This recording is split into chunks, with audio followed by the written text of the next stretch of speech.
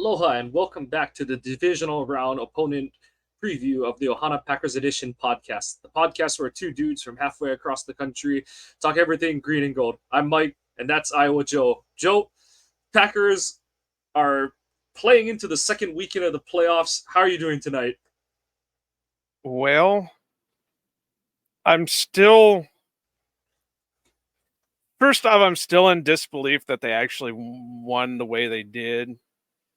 And two, I'm going into this game again feeling like I went into the last game where I just, you hope for the best, but it doesn't seem like it's a bright future, if that's how you want to call it. I did say after last week that Love has the chance to do the funniest thing in the world and do something that Rodgers couldn't do, and that's beat the 49ers in the playoffs. But I think I know they've had a lot of tests throughout the season, but this is like boss battle type test for them this week. They've not played a team like San Francisco yet this year. I mean, yeah, they've played good teams, Detroit and guys like that, but in Kansas City and you know, really, and the Cowboys this past week. But really, when you look at San Francisco, there's not really glaring weaknesses. I know that outside of their left tackle, there's not much of an offensive line, but they've been able to make it work because they have the weapons to get out of it. They've got a Christian McCaffrey, they've got a Debo Samuels, they've got George Kittle. You can go up and down their list, and they have pretty good players all along the way. Same way on defense, they keep bringing in more and more guys on that defense. And it, as much as I would love to see them do it, I can't be optimistic for this week. And so far, it's worked well for us. That me being pessimistic, they've really proved me wrong. But I don't know. I don't see it happening this week. Yeah, like while there were pretty tangible paths to a victory last week, this week, Westendorf and I were talking about, and he kind of brought it up on How many times the have I told you don't talk to that guy? He's bad for you. But he kind of mentioned on pick six that the path to victory on this week against the 49ers, it feels like you're walking on a rickety path with 1,000-foot cliff drops on either side of you, and that path is teetering under your feet. So it's they're in Hawaii. not on the island I'm on. Well, not on any of the hikes you should go on. Don't raise my taxpayer costs, god damn it. But no, like we'll start with our usual. We'll do our Packer update. So the Packers had a projected practice on Tuesday, and then they did their actual practice on Wednesday. No real surprises there. Jair, AJ Dillon, and Kingsley Inagbare were all out today.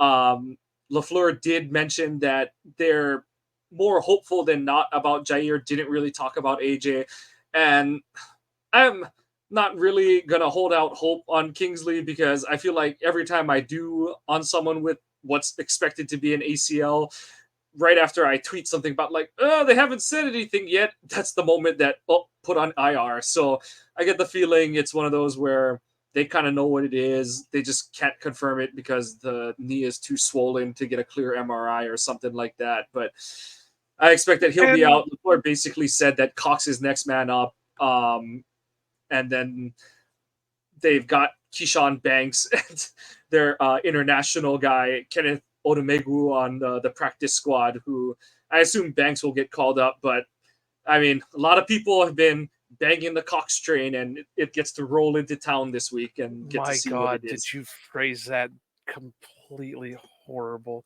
to your 12-year-old mind? But I want to kind of touch on, and then I'm not going to touch on Cox. No, that's not going to happen. I do want to,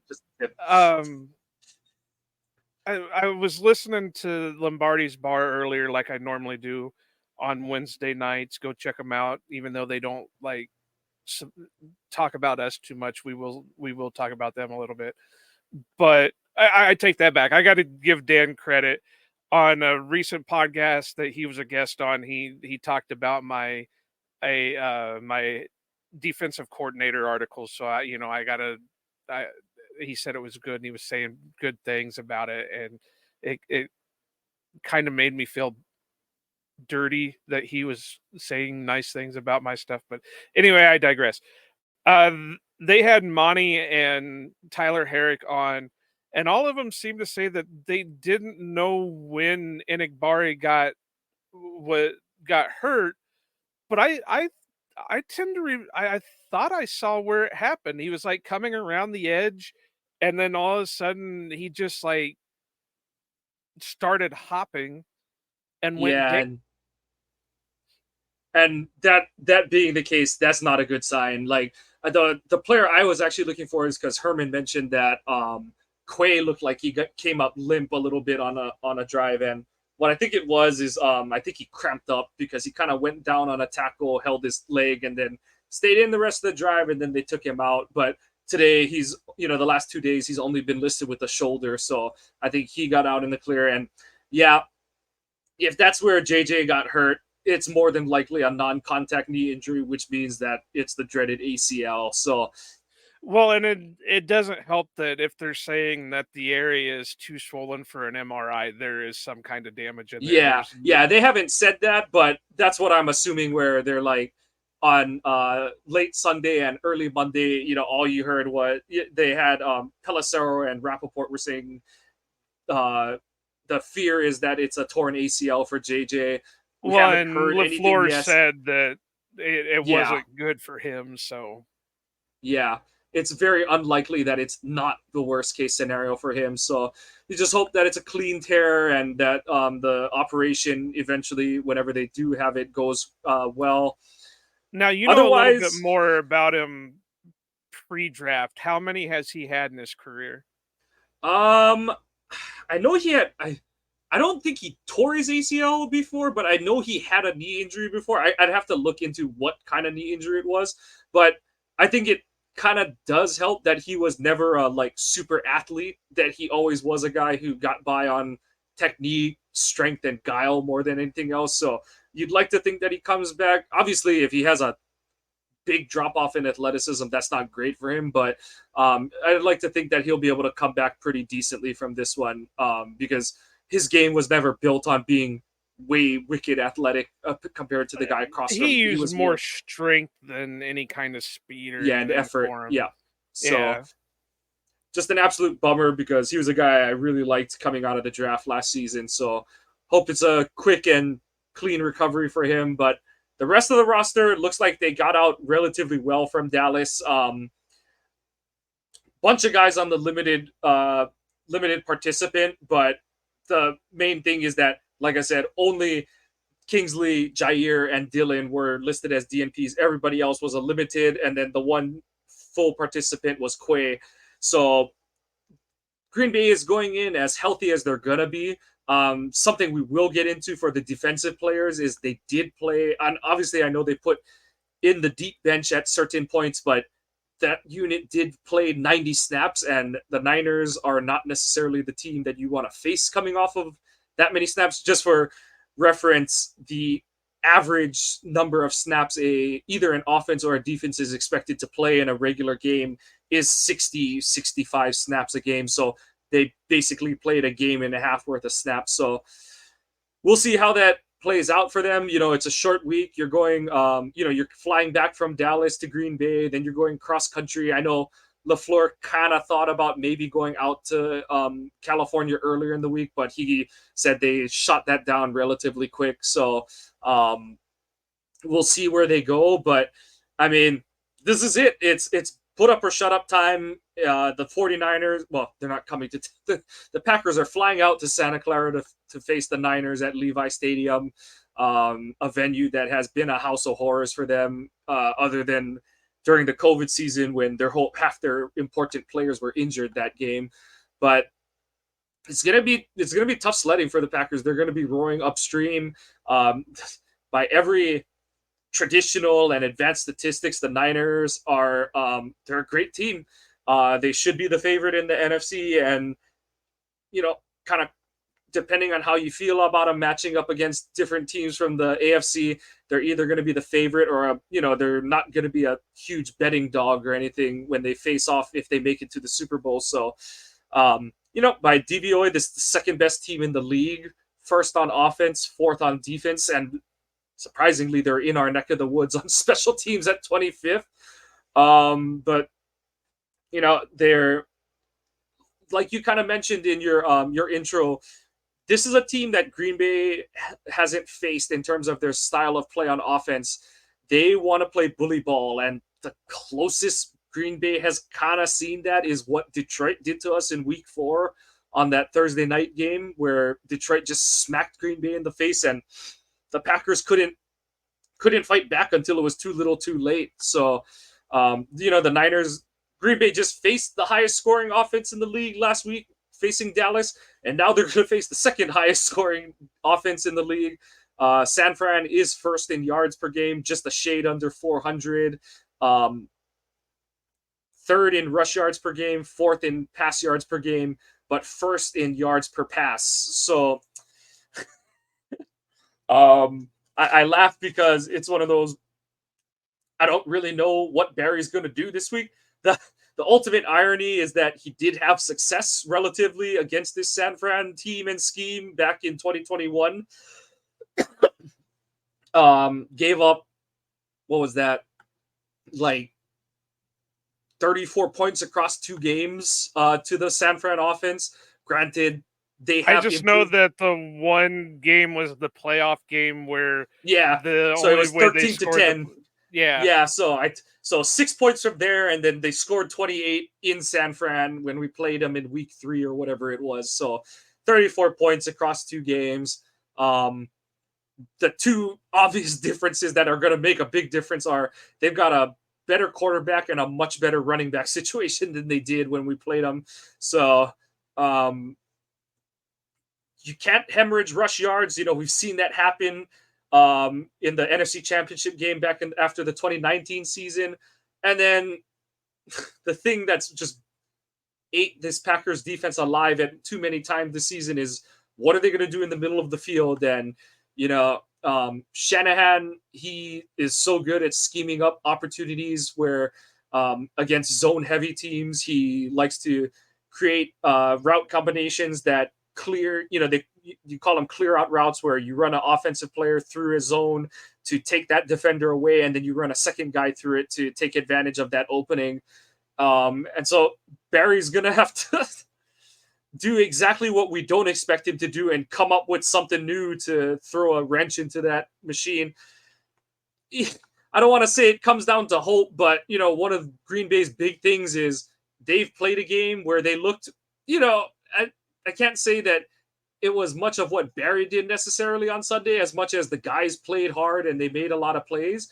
You're kind of hoping Green Bay can replicate some of that, and that San Fran comes out rusty because you look at, they did the whole super successful team thing where they rested all their key guys in Week 18, had the bye, and now so a lot of their guys are coming off of 2 weeks, and I think some guys even sat out their Week 17 game. So they've got some guys who haven't played a game in nearly a month at this point. So, you don't want to build a game strategy off of hope, but I mean, for a team that's, Green Bay opened as a 10-point dog, they're looking for anything that they can get their hands on. So, and like you mentioned, and I have in the notes here, Trent Williams is dominant, elite, going to be a Hall of Famer, but I couldn't tell you the names of the rest of their 4 offensive linemen. And that you've seen them struggle at is when you can, I don't want to say stop their run game. They have a very good run game. They integrate, Christian McCaffrey is healthy and explosive. Well, he's on the injury report, so we'll see how healthy he is. But I expect him to be pretty healthy coming off of 2 weeks rest. And then, they can always integrate Debo into the run game. They use a lot of the same motions that Green Bay does. Kyle Juszczyk is still one of the best fullbacks in the game, and Kittle is one of the nightmare blocking matchups for any edge defender. So not a lot of avenues to success, but other than just have to out execute and outplay them. But Joe, anything other than being anything for this Green Bay defense to be more than a speed bump on Saturday? Good Lord, I couldn't tell you half these guys. You got Trent Williams at left tackle, Aaron Banks at left guard, Jake Brindle at center, Spencer Burford at right guard, and Colin McKivitz at right tackle. I think I've heard of Brindle because he's been around for a while, but the other three I have no clue how or when San Fran acquired him. But I mean, like I said, you've seen, I know it became a laugher, but early in that Eagles game, that Philly was stymieing San Fran early in that game because the other four guys couldn't block the rest of that Philly front, and then San Fran got one first down, and then the snowball just turned into an avalanche. So, that's where losing Kingsley hurts because they like to hockey line change their edges. Maybe this is the week they call. Like I said, you assume Keyshawn Banks is going to get called up. Maybe this is the week that you bring up Jonathan Ford or Chris Slayton to beef up the interior defensive line. But I think it's going to be a matter of just holding on for dear life on defense.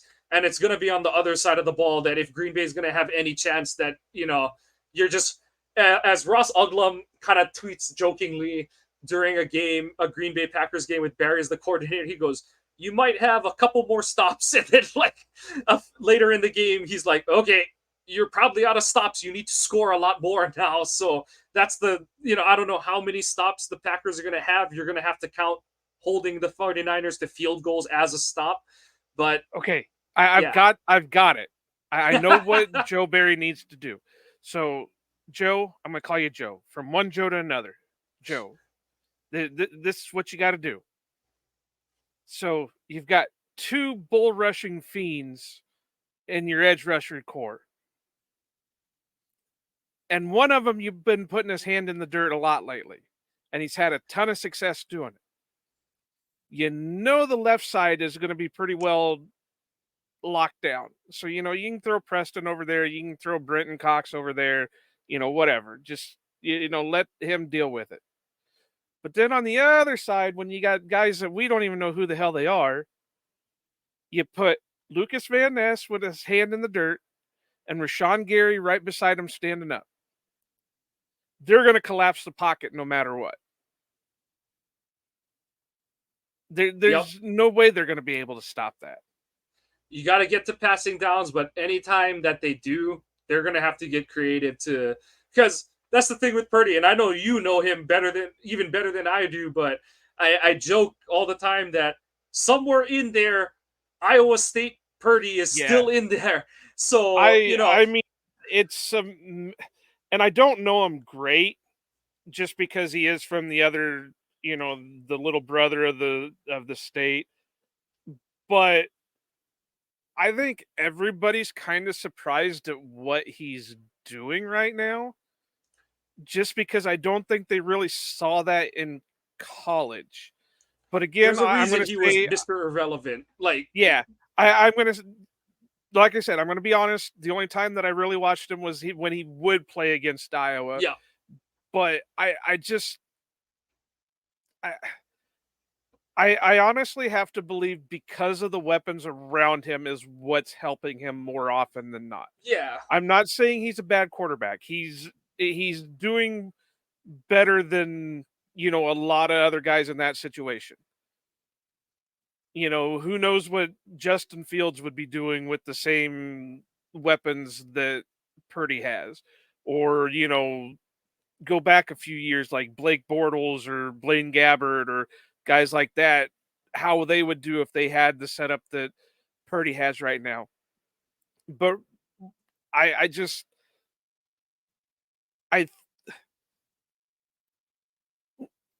how do I want to put this using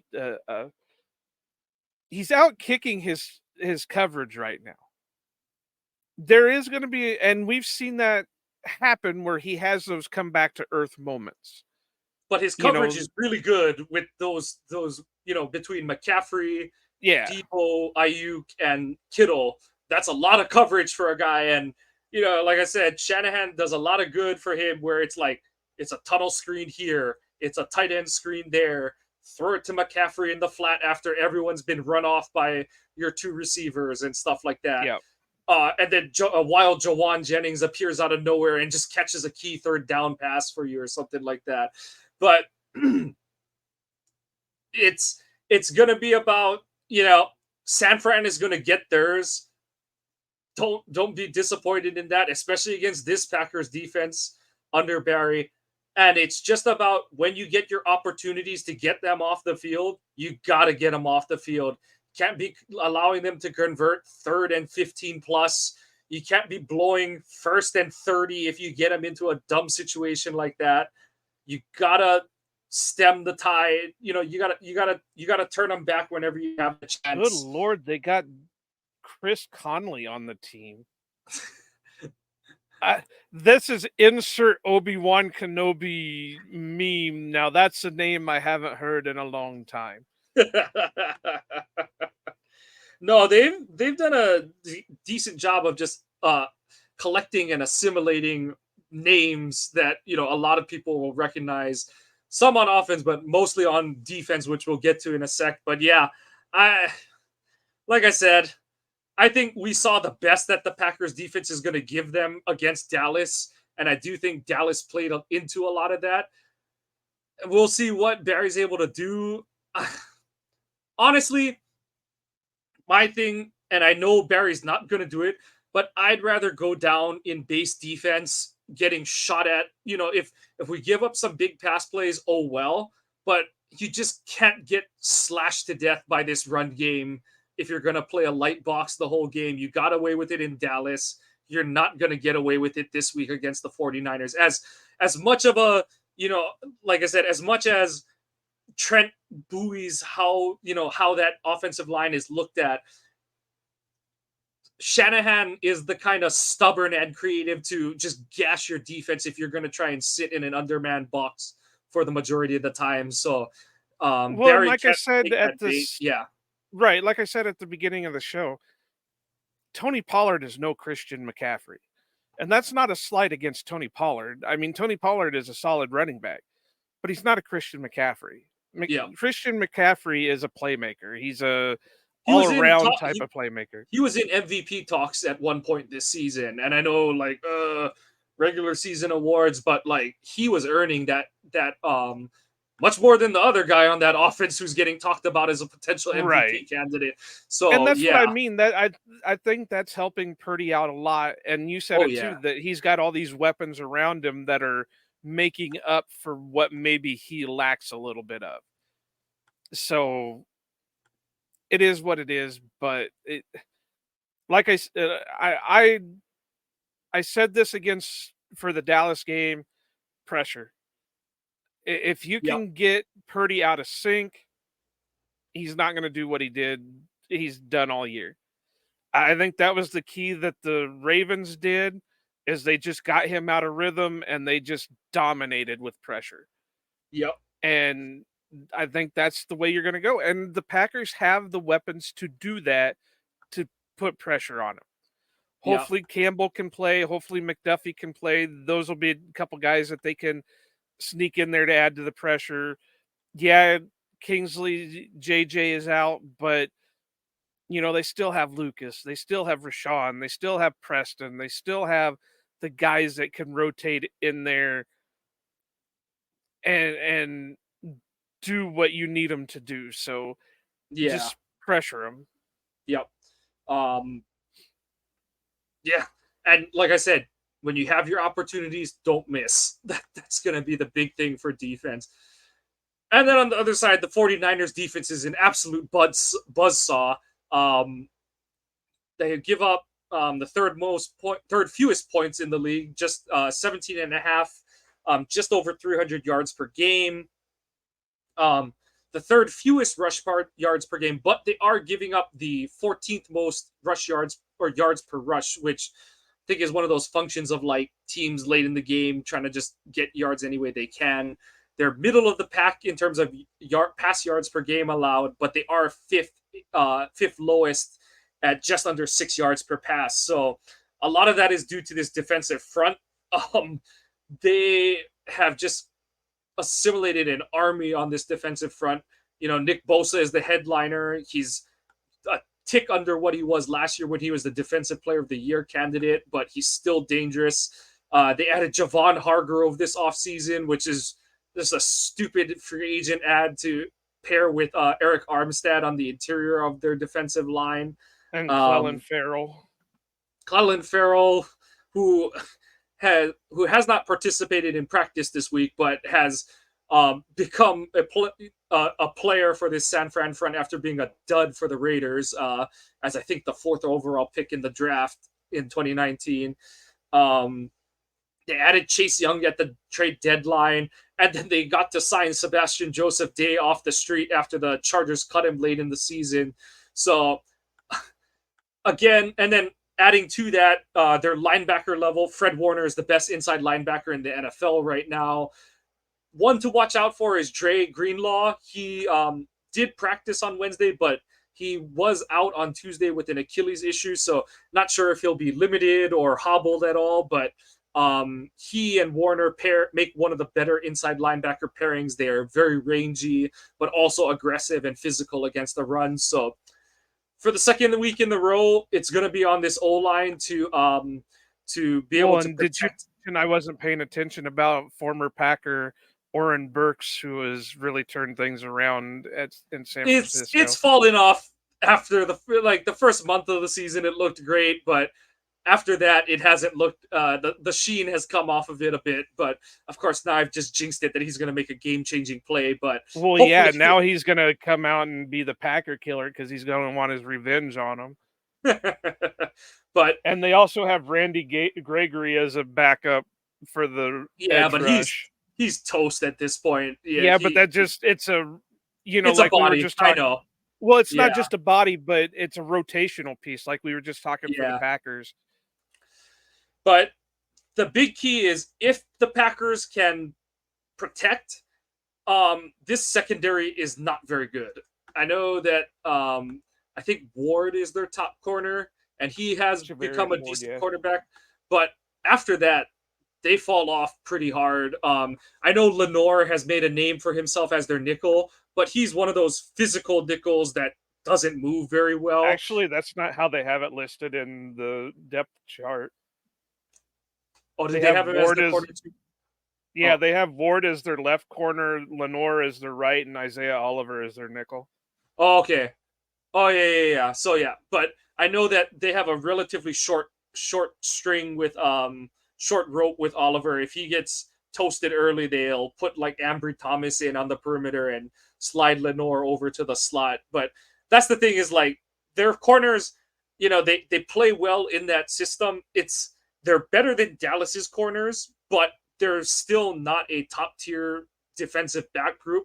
They do thrive off of, their plays that need to be made are, like vacuum cleaner plays. There are a lot of cleanup after their defensive front has chewed up and spat out whatever it can't just emulsify on its own. So there's a lot of wayward passes, running plays that get strung out to the sideline. But the big key for the 49ers is Hufanga, their top safety, is out. He's been out for a couple months with a torn ACL.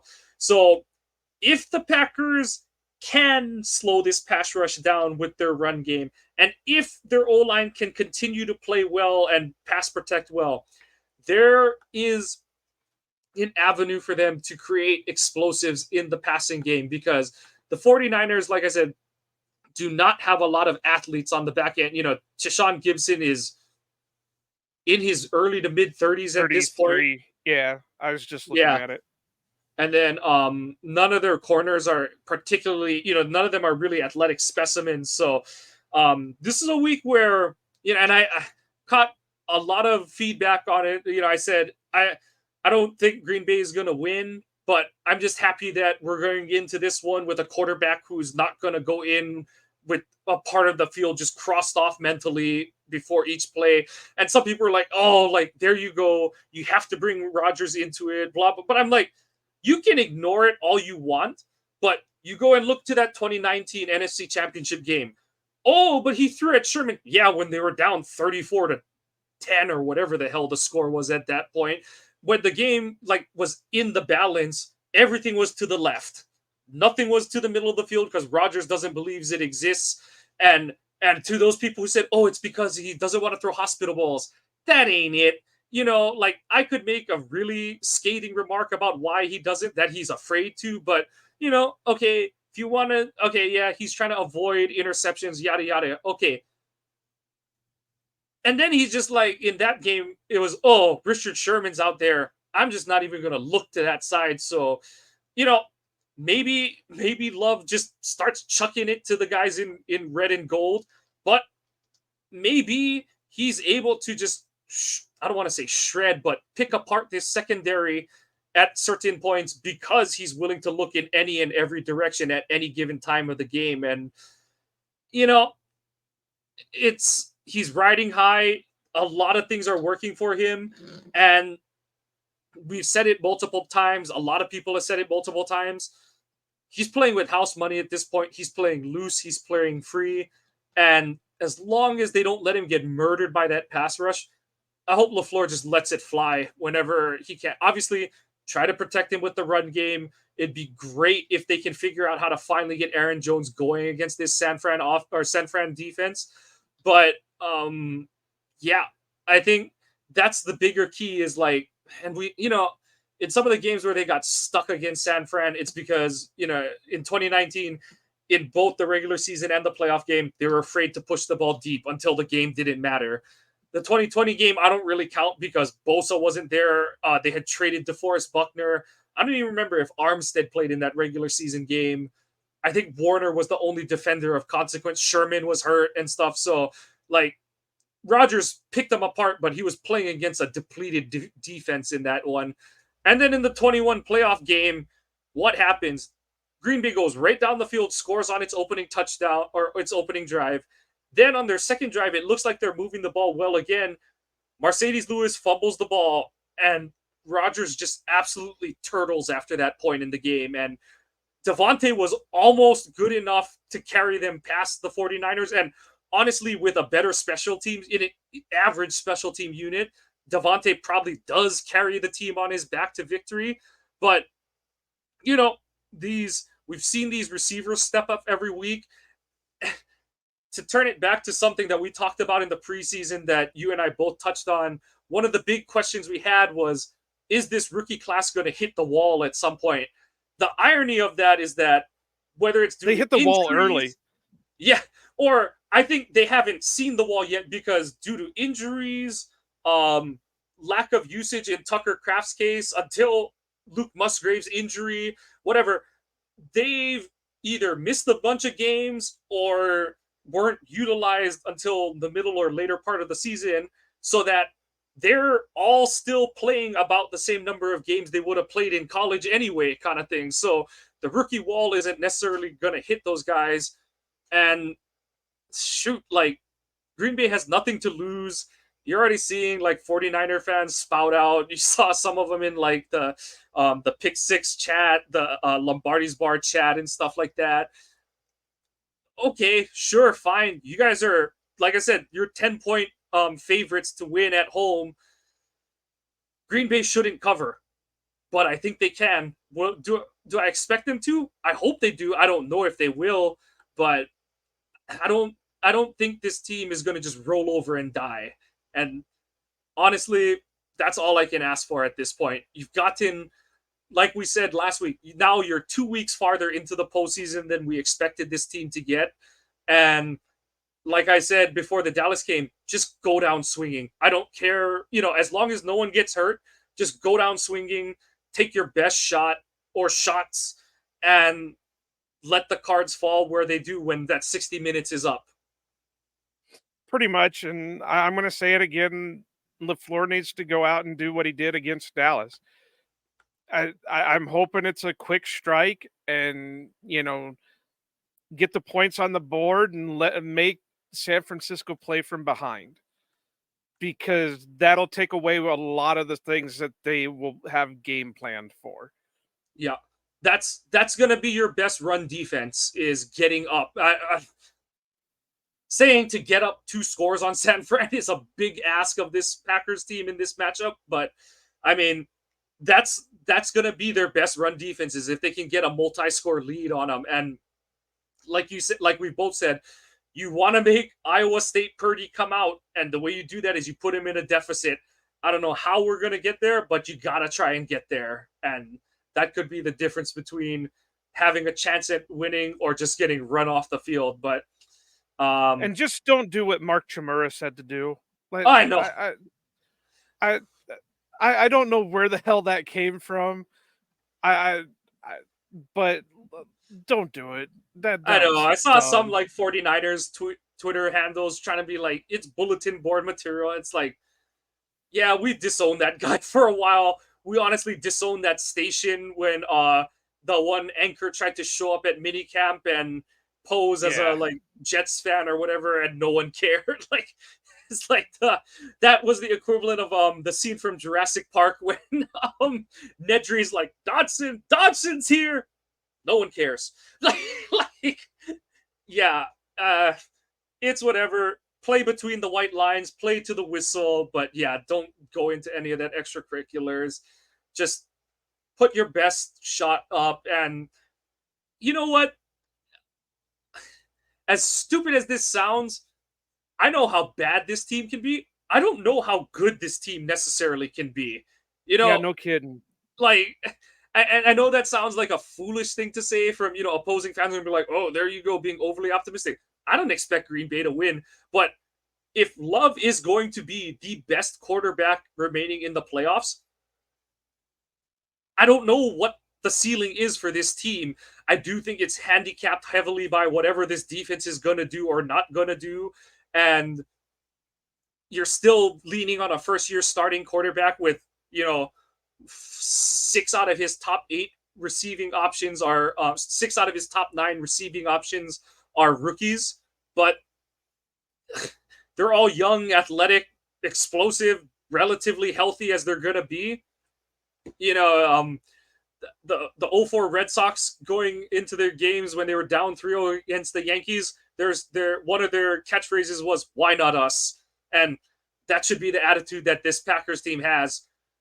You've been the favorite under LaFleur, and it hasn't worked out, so go be the underdog. And as the coach you just wiped the floor with last week in Dallas said back in 2010, we are nobody's underdog. Just have that attitude and just lay it all on the field, and whatever happens at the end happens at the end. Yeah, I mean, that's about all you can do about it. And I think if you're even 75%, maybe even 65%, you play no matter what. I mean, I know you don't want to risk a career type injury or a severe injury or anything like that, but at this point you need all hands on deck. And I know they're doing what they can with Jair to get him out there. It sounds like it just kind of re-aggravated that sprain, and they're running through the same procedure that they did before the Cowboy game.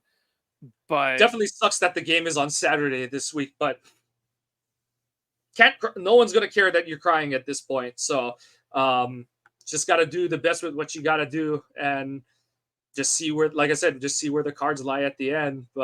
And I wonder if it was more of a cramp than it was actual a re-sprain, because everything that I read and heard that he was walking around, normally. So as much as we could see, like, I know he did the camera op at the end for the team's social media, and it didn't seem like he was walking with, an enormous limp or anything like that. So, and the way he went down, I rewatched that play several times. It didn't look like he rolled the ankle at all. So yeah, it's hard to say. Like he took a bad step.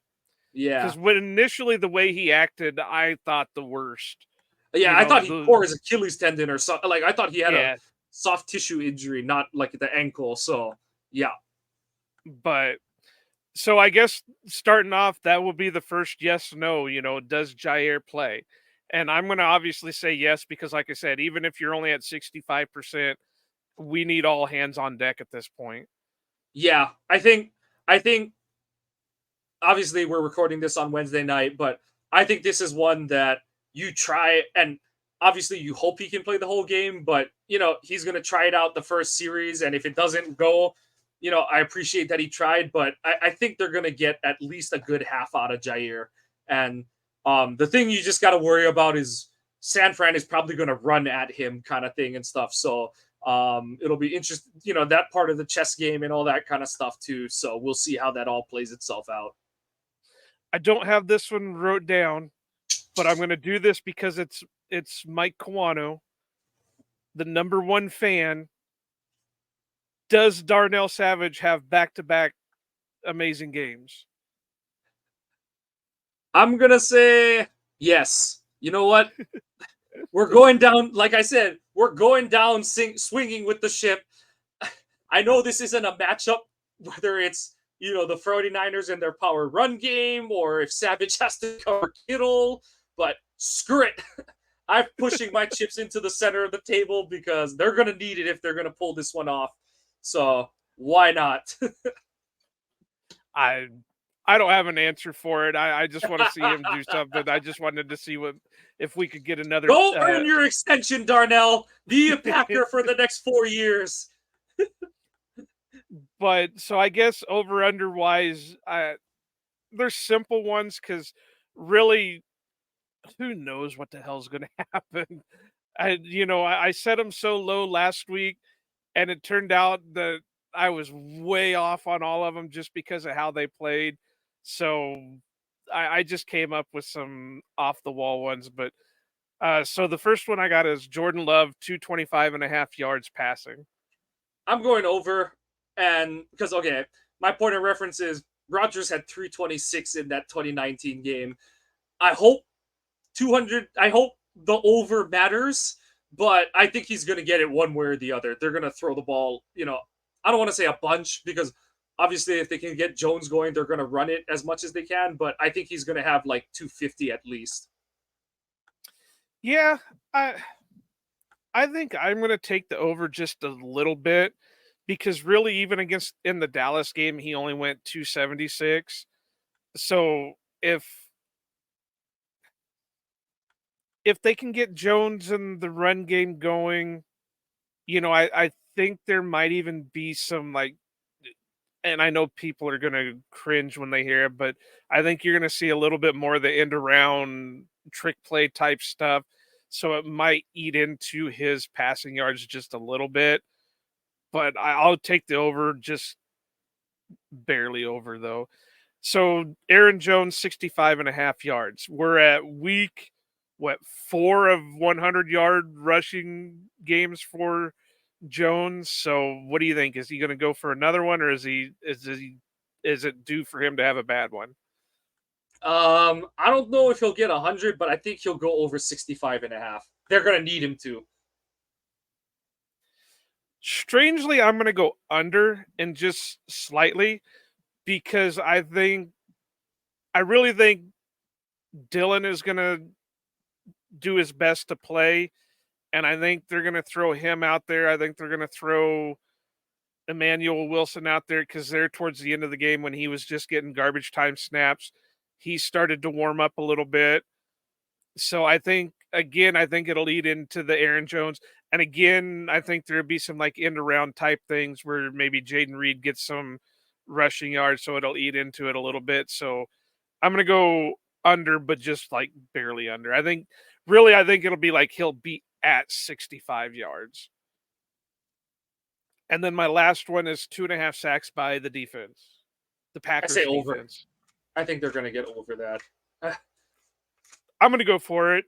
So far, all of Lucas Van Ness's sacks have come against, big time, quote unquote, playmakers. He's got 2 on Fields. He's got 1 on Mahomes. He's got 1 on Dak.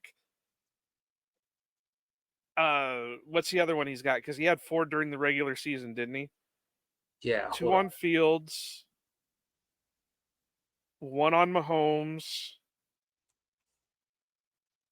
and what's the last one? Yeah, why am I blanking on this too? Oh, what's the last one?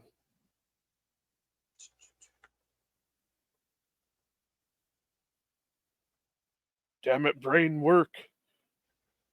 Oh, he got Baker. Baker. And then this last week he got Dak.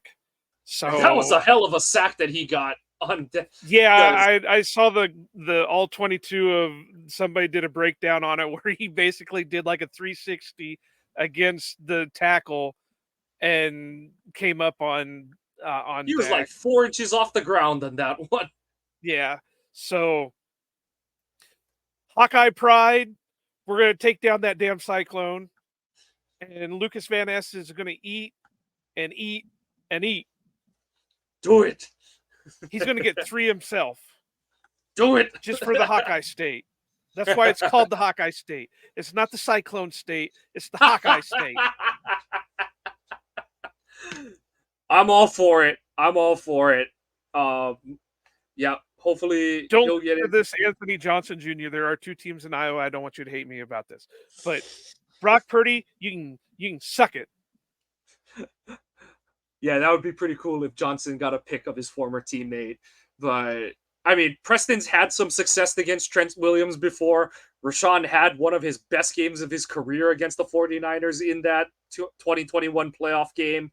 So I know that they're not the same players. I think Trent is the only player on that O-line from that 2021 playoff team. Who knows? Because I don't even know where they came up with these other guys. They could have been like cooking them in a lab for all I know, because I can't recognize a name off of them.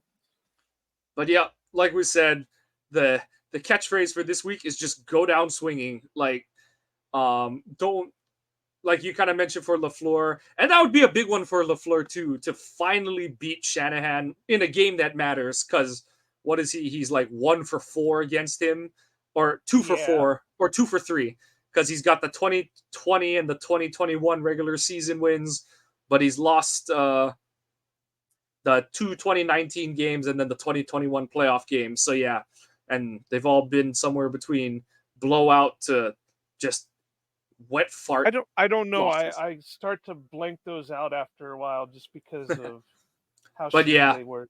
I need, it would be a great time for Shanahan to just smoke one of his friends, not McVay, because he always beats McVay. Not Shanahan. Rewind that. You said Shanahan to smoke one of his. Oi, LaFleur to smoke one of his friends. Yeah, we already seen that movie. Yeah. Take out Shanahan. Now I could see pulling a Mark Chmura on Shanahan. LaFleur just run over and like flying elbow him in the forehead or something. That would do it for Gilbert Brown.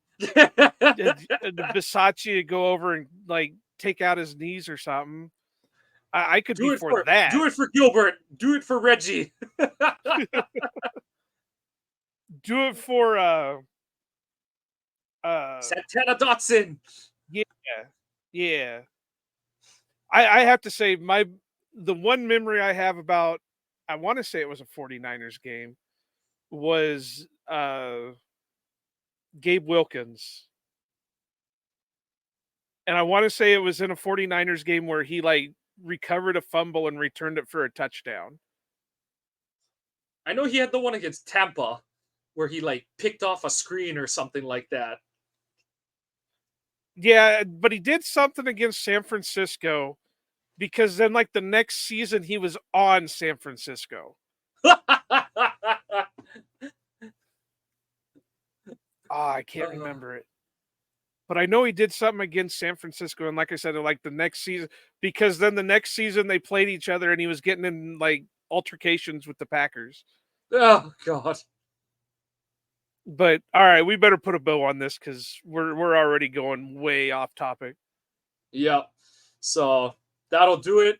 Hopefully we're having another fun podcast on Saturday night, but Sunday. We'll see, or Sunday, but we'll see. We'll see where the Packers are able to stack up on this one. Like we said, it's been a super just gratifying and bountiful season for the Packers. And I really just hope they can keep it going at this point, because you never know how many chances you're going to get. None of us thought that Rodgers would only win the one Super Bowl that he won. I think a lot of people didn't think Brett would only win the one. So you never know how many bites at the apple you're going to get. So you just got to make as much opportunity at it as you can. So that's going to do it for us tonight on the Ohana Packers Edition podcast. You can follow us on our Twitter accounts. I'm at Kawana Mike. Joe is at Iowa_Joe86. Follow the pod at Ohana_Packers. Remember, we are closing in on our drawing. The last I saw, we were like 4 away or something like that. No, Once we're we hit like 30. 34 or something. 38. Yeah. I think we're at like 192, and we're trying to get to 230. Gotcha. So we're getting close. Slowly but surely. Slowly but surely. So you got to be following the Twitter, the podcast Twitter account, not our individual ones, to be eligible to win the drawing. Please check out our website, ohanapackers.org. All our blog posts and all of the streams of our episodes are up on there.